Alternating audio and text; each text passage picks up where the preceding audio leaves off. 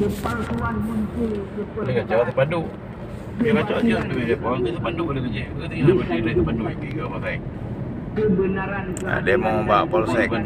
Polsek sama dengan menolak laporan warga dan mengancam tembak.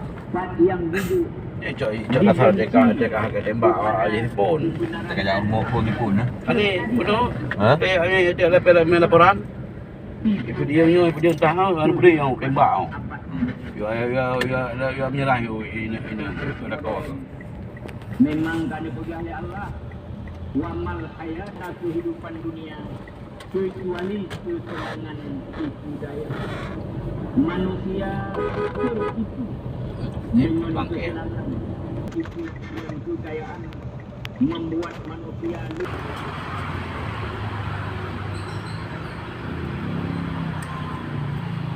Kau boleh dah belum? Kau ni lagi. Yang nampak kamu saya belum be. Benar dia dah. Memang dah berapa kali.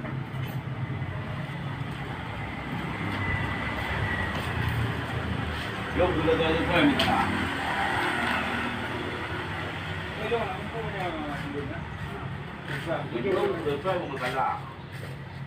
Bukan dia kau itu. Kalau apa nak menjadi jaga. Ina hari itu sudah ada.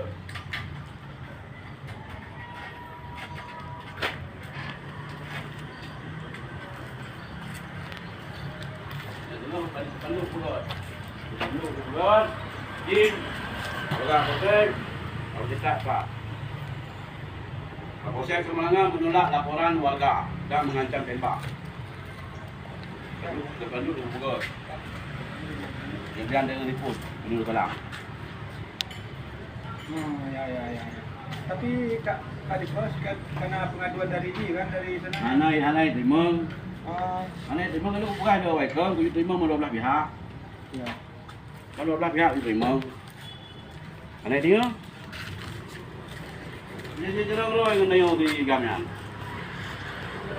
Itu loh ya, kenapa awal pok barang inang dipon dengan ilik dipon kai pok barang ini baru ilik dipon. Nak sebab. Karena sebab.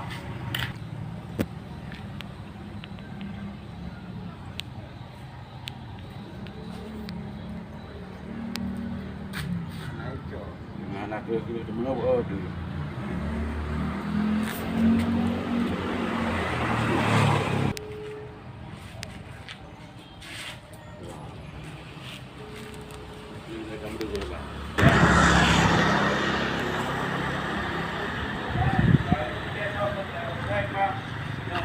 KAI Bintang Belun Mbak Polsek Semarang apa?